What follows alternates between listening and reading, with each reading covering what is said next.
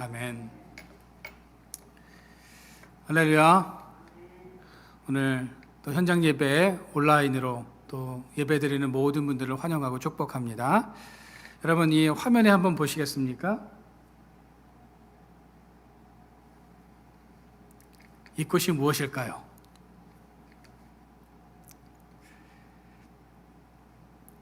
아시는 분 계십니까? 이 꽃의 이름은 아네모네입니다. 제 기억으로는 저도 이 꽃을 실제로 본 적은 없는 것 같은데요. 이 아네모네의 꽃말이 무엇이냐면 당신을 영원히 사랑할 거예요. 비록 당신이 날 사랑하지 않아도 라고 합니다. 우리 주변에는 이 아네모네의 꽃말처럼 사랑을 주제로 한 이야기들이 참 많습니다. 서로 사랑하지만 양쪽 집안이 원수지간이라 결혼하지 못하고 죽음을 맞이한 비극적인 사랑의 이야기. 누굽니까? 로미오와 줄리엣. 두 사람의 사랑을 이어주기 위해서 까마귀가 다리를 만들어 주었다는 견우와 직녀의 오작교 이야기. 사랑하는 남편을 기다리다가 돌이 되어 버렸다는 망부석 이야기. 권력 앞에서도 사랑을 지킨 춘향전 등은 모두가 사랑을 주제로 한 이야기입니다. 최근에 제가 읽었던 책 중에도 사랑을 주제로 한 책이 있어서 여러분들에게 좀 소개를 해드릴까 합니다. 그림을 좀 한번 보여주시겠어요? 2020년 3월에 출간된 그림 동화 중에 누군가 당신을 사랑해 라는 이런 책이 있습니다. 이 책의 주인공은 해리씨인데요. 이 해리씨는 절대로 웃는 법이 없습니다. 늘 똑같은 시간에 출근하고 늘 똑같은 음식을 먹으며 지냅니다. 그리고 퇴근 후에는 가판대에 들려서 신문을 사서 또 신문을 읽고 식료품 가게에 들려서 칠면조 날개를 삽니다. 그리고는 집에 돌아와서 저녁을 일찍 먹고 잠자리에 듭니다. 그러던 어느 날 해치 씨에게 아주 큰 소포가 도착합니다. 하트 모양의 상자, 그 상자 안에 사탕이 들어있었고, 그리고 그곳에 카드가 있었는데 그 카드에는 이런 글씨가 쓰여져 있었습니다. 누군가 당신을 사랑해요. 외톨이였던 자신에게 누가 이런 선물을 보내는지 이 해리 씨는 궁금해졌습니다. 그날 이후부터 해리 씨는 달라지기 시작합니다.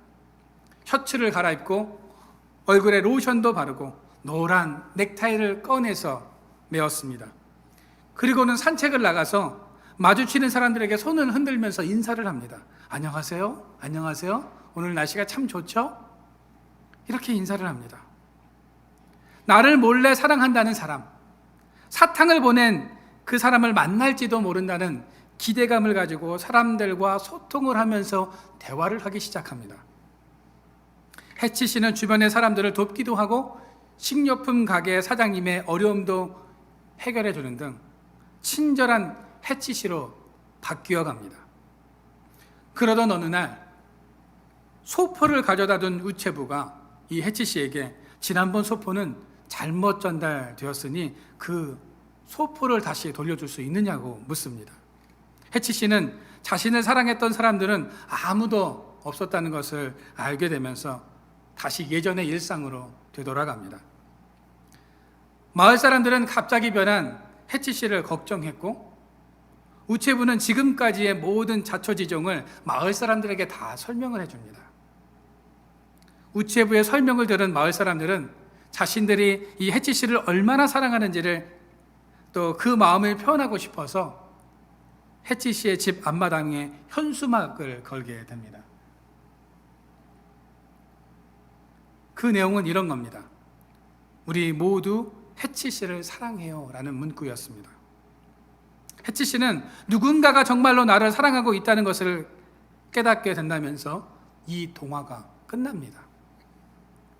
여러분, 이 동화가 우리에게 전해주는 메시지가 있습니다. 나와 타인을 변화시키는 힘, 모두가 행복해지게 하는 힘은 바로 사랑에 있다는 겁니다.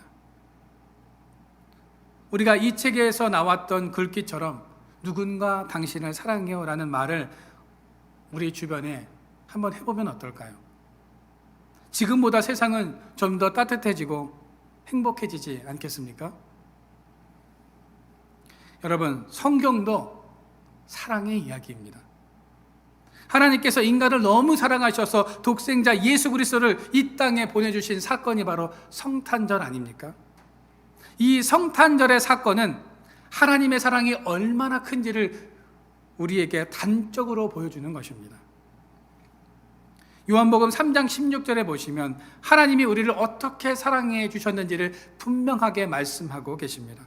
하나님이 세상을 이처럼 사랑하사 독생자를 주셨으니 이는 그를 믿는 자마다 멸망치 않고 영생을 얻게 하려 하심이니라. 하나님은 모든 사람이 멸망치 않고 영생을 얻기를 바라고 계십니다. 오늘 여러분들이 읽으셨던 성경 본문 말씀도 제자를 향한 예수님의 마음, 그 예수님의 사랑이 너무도 잘 나타나고 있는 사건입니다. 예수님이 부활하시고 세 번째로 제자들에게 나타나셨습니다. 예수님을 배신하고 떠나 물고기를 잡으러 간 베드로와 여러 제자들에게 나타나신 주님은 베드로에게 이렇게 물으십니다. 요한의 아들 시몬아, 내가 나를 사랑하느냐라고 물으십니다. 여러분, 예수님께서 베드로에게 내가 나를 사랑하느냐라고 물으신 이 말씀은 대단히 중요한 의미를 가지고 있습니다. 그러면 구체적으로 내가 나를 사랑하느냐는 이 말씀은 무엇을 의미하는 것인지 우리가 알아보면서 은혜를 나누고자 합니다. 첫 번째는 내가 나를 사랑하느냐라는 이 말씀은 나는 아직도 너를 사랑한다라는 의미입니다. 베드로는 예수님께서 갈릴리 바닷가에서 가장 처음 부른 제자입니다. 베드로는 12제자 중에 예수님께서 가장 인정하시고 사랑했던 수제자이며 누구보다도 예수님을 사랑했던 사람이었습니다. 그러나 이런 베드로도 주님께서 십자가에 못 박히자 주님을 부인하고 도망갔습니다. 더 기가 막힌 것은 베드로가 예수님의 빈 무덤을 확인하고 또 실제로 부활의 주님을 만나 후에도 나는 물고기를 잡으러 가노라 하고 동료들을 데리고 고향으로 돌아갔다는 겁니다. 그렇다고 베드로가 사도로서의 사명을 다 벗어버리고 다시 예전의 모습으로 돌아간 것은 아닙니다. 다시 오시겠다고 말씀하신 그 약속을 기다리는 동안에 고기를 잡으러 간 겁니다. 이런 상황에서 여러분들이 만일 예수님이라면 어떻게 하시겠습니까? 스승을 배신한 제자, 자신을 떠나버린 제자 베드로에게 무엇이라고 하시겠습니까? 보통 사람들이 이런 상황에 이르게 되면 베드로를 심하게 책망하거나 인연을 끊고 거들떠보지도 않을 겁니다. 여러분, 사실 베드로는 지금 무엇을 하고 있어야 합니까? 회개 기도를 하고 있어야 마땅합니다. 베드로는 다른 제자들이 주님을 버리고 도망갈지라도 나는 절대로 주님을 배신하지 않겠다고 자신만만했습니다. 그런데 도망갔습니다. 그것뿐입니까? 3번이나 주님을 부인했죠. 주님께서 베드로를 바라보고 계신데도 베드로는 주님을 향해서 저주까지 했던 인물입니다. 그런 베드로가 지금 기도하는 자리가 아니라 고기를 잡기 위해서 고향으로 내려갔습니다. 그런 베드로에게 예수님은 어떻게 하셨습니까? 오늘 본문에 보시면 먼저 베드로를 찾아가셨습니다. 그리고 밤새도록 고기를 한 마리도 잡지 못하고 지친 베드로에게 그물 가득히 물고기를 잡게 해주셨습니다. 또 주님은 밤새 고기를 잡느라 지치고 허기진 그들에게 정성껏 조반을 준비해서 먹이셨습니다. 그리고 베드로를 향해서 예수님께서 이렇게 물으십니다. 요한의 아들 시몬아, 내가 이 사람들보다 나를 더 사랑하느냐? 그것도 한 번이 아니라 무려 3번씩이나 나를 사랑하느냐고 물으셨습니다. 베드로는 3번이나 거듭되는 예수님의 이 질문에 당황했을 겁니다. 베드로는 아마 예수님께서 너가 왜 나를 배신했느냐고 책망하거나 내가 너를 믿었는데 실망했다는 말씀을 할 것이라고 생각했습니다. 그러면 베드로는 자신의 입장을 구구절절 변호하는 이야기를 하려고 준비를 하고 있었을 겁니다. 그런데 주님은 베드로의 생각과는 전혀 다른 질문을 하셨습니다. 너가 나를 사랑하느냐? 예수님의 이 말씀은 베드로야, 너는 나를 부인하고 배반하고 나를 버리고 떠났지만 나는 여전히 너를 사랑한다. 너도 나를 사랑하니? 베드로야, 나에 대한 그 사랑을 회복해라. 예수님께서는 지금 이런 말씀을 하고 계신 겁니다. 누가복음 19장에 보면 탕자의 비유가 나오죠. 둘째 아들이 자신의 욕망을 채우기 위해서 아버지의 재산을 받아서 집을 떠나버립니다. 그러나 아버지는 변함없는 사랑으로 아들이 돌아오기만을 기다립니다. 재산을 낭비해도 아들에 대한 아버지의 사랑은 변함이 없습니다. 부모의 은혜를 망각해도, 아버지를 버렸음에도 아버지의 아들에 대한 사랑은 변함이 없습니다. 그래서 매일 동구 밖을 바라보면서 아들이 돌아오기만을 기다렸습니다. 여러분, 이것이 부모의 마음이고 아버지의 마음이며 주님의 마음입니다. 주님께서는 오늘도 베드로와 같이 주님을 배반하고 떠나버린 우리를 여전히 사랑하신다고 말씀하고 계십니다. 그리고 우리에게 똑같이 나는 너를 여전히 사랑하는데 너도 나를 사랑하니? 라고 주님께서는 이렇게 물으십니다. 여러분들은 이 물음에 무엇이라고 대답하시겠습니까? 내가 나를 사랑하니? 이 물음은 2000년 전에 예수님이 베드로에게만 하신 질문이 아닙니다. 이것은 지금 오늘 이 시대를 살아가고 있는 우리에게 주님이 날마다 묻는 질문임을 기억해야 합니다. 코로나를 핑계로 교회를 떠나버린 성도들에게, 믿음을 잃어버린 성도들에게 주님은 내가 여전히 너희를 사랑한다. 너도 나를 사랑하니? 이렇게 물으십니다. 인생의 폭풍우를 만나서 낙심하고 좌절하고 있는 사람들에게 주님은 힘내라고 말씀하기보다 내가 너와 함께 있단다. 이 어려운 상황을 함께 이겨내자. 이렇게 주님을 말씀하십니다. 그러면서 나와 함께 하지 않겠니? 이렇게 물으시죠. 주님은 오늘을 살아가는 우리에게 내가 너를 사랑한다. 너가 나를 떠났어도 지금 너의 모습이 어떠하든지 나는 너를 사랑한다고 말씀하십니다. 여러분, 주님은 우리를 사랑하십니다. 그 사랑의 확신을 가지고 오늘도 그 주님과 함께 동행하는 삶을 살아가시기를 주님의 이름으로 축원합니다. 둘째로, 내가 나를 사랑하느냐라는 이 말은 나를 위해서 희생할 수 있느냐는 의미입니다. 예수님께서 이 땅에서 사역을 하는 동안 가는 곳마다 군중들이 따라다녔습니다. 그러나 이 모든 군중들은 예수님을 사랑해서 따라다닌 것이 아니죠. 이 군중들은 예수님을 이용하려고 따라다녔습니다. 자신의 병을 고침받으려고 몰려든 사람들이었습니다. 배고픔을 해결하기 위해서 몰려들었고 자신의 인생의 문제를 해결하기 위해서 예수님께 찾아왔습니다. 물론 병 고치고 배고픔을 해결하고 인생의 문제를 해결받는 것이 나쁜 것은 아닙니다. 그러나 군중들의 마음속에는 예수님을 향한 순수한 사랑보다는 흑심을 숨겨두고 있었다는 거죠. 이스라엘이 로마로부터 해방되기 위해서는 예수님 같은 능력 있는 사람이 필요했다는 겁니다.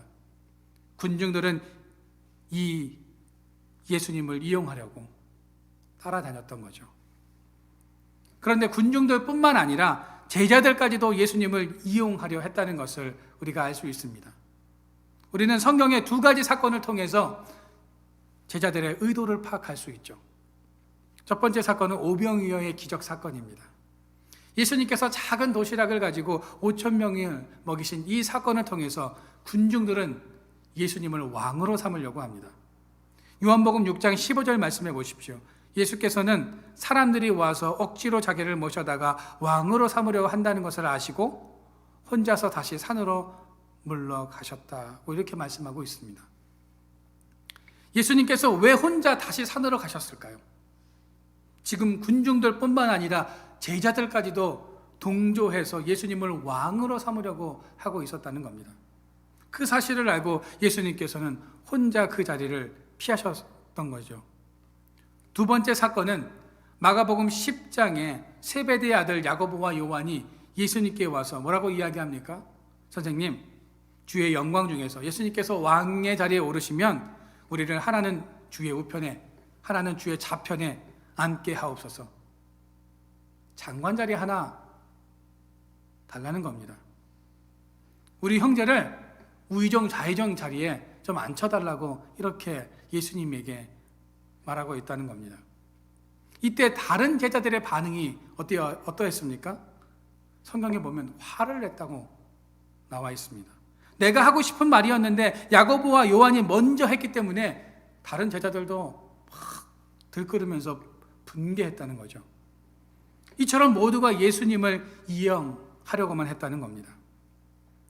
예수님께서는 제자들의 이런 마음을 다 알고 계셨습니다. 그리고 지금 베드로에게 두 번째로 같은 질문을 하십니다. 내가 나를 사랑하느냐? 내가 나를 위해서 희생할 수 있니? 너는 희생적인 사랑을 할 수 있니? 지금 베드로를 향해서 이런 질문을 하십니다. 예수님께서 베드로에게 했던 두 번째 질문은 아가페의 사랑, 희생의 사랑을 말씀하고 있습니다. 그런데 베드로는 예수님의 이 질문에 무엇이라고 대답합니까? 내가 주님을 사랑하시는 줄 주님께서 아시나이다. 이렇게 고백하고 있습니다. 원어에 보면 예수님께서 말씀하신 사랑과 베드로의 사랑의 단어가 다른 것임을 알 수 있습니다. 예수님은 지금 아가페의 사랑을 말씀하고 계신데 베드로는 사회적인 사랑, 필레오, 필레아 이런 사랑을 이야기를 하고 있습니다. 필레오의 사랑은 친구의 사랑, 사회적인 사랑, 존경하고 좋아하는 사람에 대한 사랑을 말하는 겁니다. 예수님은 내가 정말 나를 사랑하니? 내가 나를 위해서 정말 희생할 수 있니? 라고 물으시는데 베드로는 내가 주님을 존경하는 거 아시잖아요. 제가 주님을 인간적으로 좋아하시는 것 아시잖아요. 이렇게 대답하고 있다는 겁니다. 어쩌면 베드로는 예수님의 질문의 의도를 알면서도 일부러 대답을 회피했는지도 모르겠습니다. 베드로는 이전에도 주를 위해서 목숨을 걸겠다고 호언장담했지만 후에 주님을 부인했던 경험이 있었습니다. 여러분, 베드로만 그럴까요? 우리도 신앙생활을 하면서 주의 일이라면 어떤 일이든 할 수 있을 것 같은 뜨거움이 있다가도 결국에는 현실에 부딪혀 넘어지거나 좌절하기를 반복합니다. 그것은 우리가 아직도 주님을 온전히 사랑하지 못한다는 것입니다. 주님이 나를 위해 십자가에 달리시고 희생하신 것처럼 나도 주님을 위해서 희생하겠다는 헌신의 또 희생의 믿음이 있어야 하는데 우리는 여전히 나 자신만을 위하는 이기적인 마음을 가지고 살아간다는 겁니다.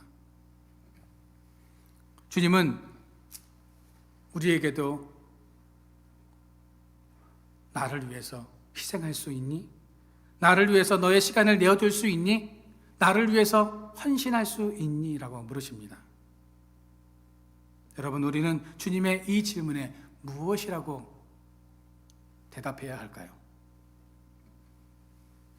이 말을 조금 더 쉽게 해석해 본다면 너는 내가 기뻐하는 일을 할 수 있니? 라고 할 수 있습니다.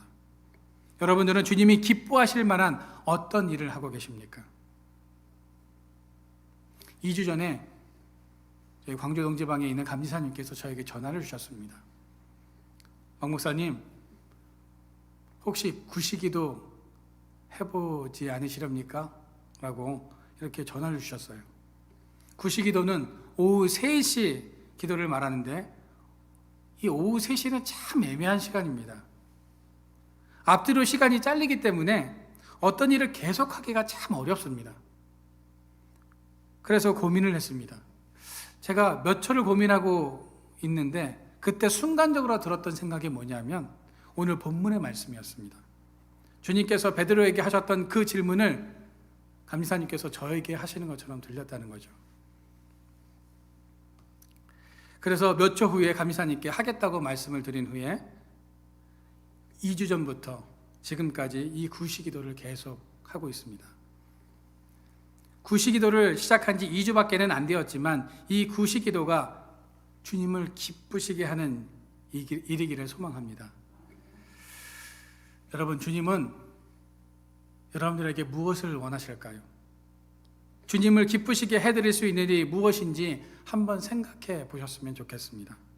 그리고 작은 것이라도 하루에 한 번 주님을 기쁘시게 하는 일을 실천하면서 거기에서 오는 은혜를 누리시기를 바랍니다.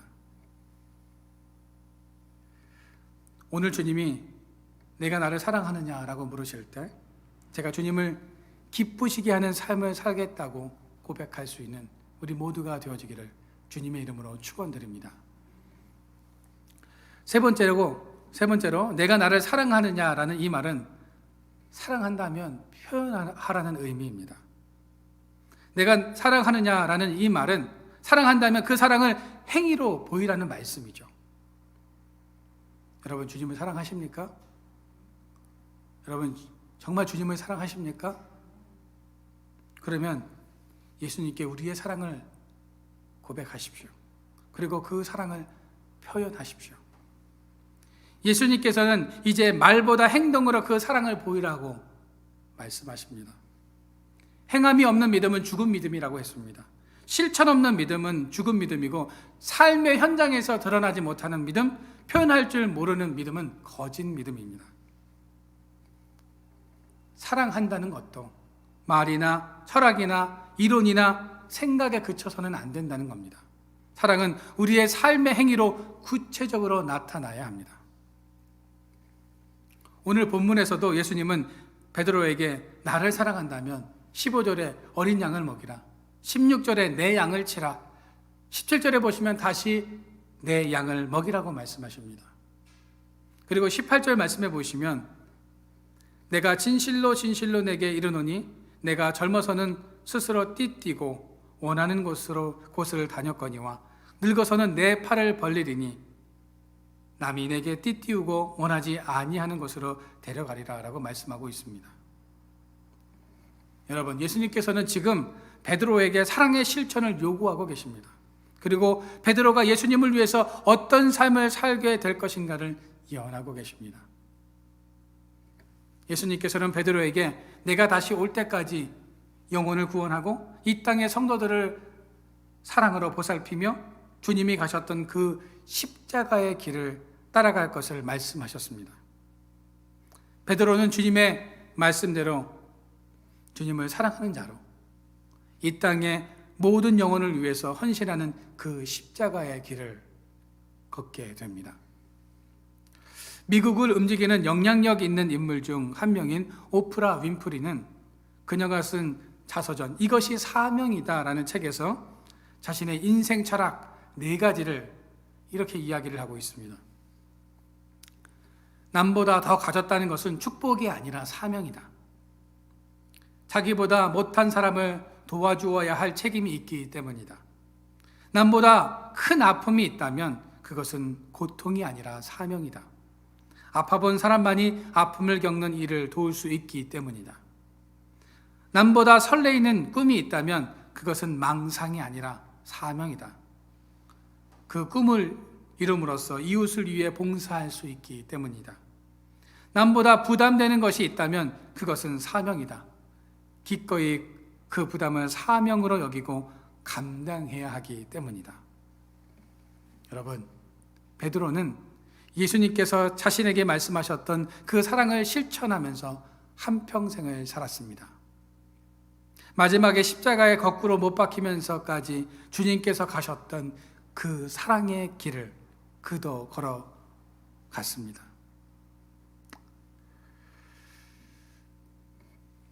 여러분, 주님은 베드로에게 하셨던 질문을 우리에게도 동일하게 말씀하고 계십니다. 내가 나를 사랑하느냐? 주님이 이렇게 물으실 때 우리 모두 제가 주님을 진심으로 사랑합니다 라고 고백할 수 있기를 소망합니다. 내가 나를 사랑하느냐? 또 예수님께서 물으시면 제가 주님을 기쁘시게 하는 삶을 살겠노라고 이렇게 고백하시기를 바랍니다. 주님께서 세 번째로 내가 나를 사랑하느냐? 라고 물으신다면 주님께서 보여주셨던 그 사랑을 실천하면서 잃어버린 영혼들과 성도들을 살피는 사명자의 길을 살아가겠다고 고백하시기를 바랍니다. 여러분, 주님은 베드로에게 주셨던 영혼 구원의 사명과 이웃을 돌아보고 사랑해야 하는 책임을 우리에게도 동일하게 물으실 겁니다. 그때 제가 주님을 위해서 어떻게 살았는지 주님 잘 아시지요? 라고 이렇게 주님 앞에 당당히 고백할 수 있는 저와 여러분들의 삶이 되어지기를 주님의 이름으로 축원드립니다. 기도하겠습니다. 사랑의 하나님, 아버지께서는 어제나 오늘이나 동일하게 우리를 사랑하여 주시는 줄로 믿습니다. 우리가 이 땅에서 그 사랑에 보답하는 삶을 살아가게 하시고 주를 위해 헌신하며 충성하는 삶을 살아가게 하여 주시옵소서. 주님께서 몸소 보여주셨던 사랑을 오늘도 실천하면서 그 사명을 감당해 나가는 저희들 되게 하여 주시옵소서. 오늘 예물을 드린 손길들이 있습니다. 그 손길 위에 하늘의 아름다운 보고를 여시사 내 땅에 때를 따라서 비를 내리시고 내 손으로 하는 모든 일에 복을 주셔서 많은 민족에게 꾸어질지라도 너는 꾸지 아니할 것이며 머리가 되고 꼬리가 되지 않게 하시며 위에만 있고 아래에 있지 않는 삶으로 인도하여 주시옵소서.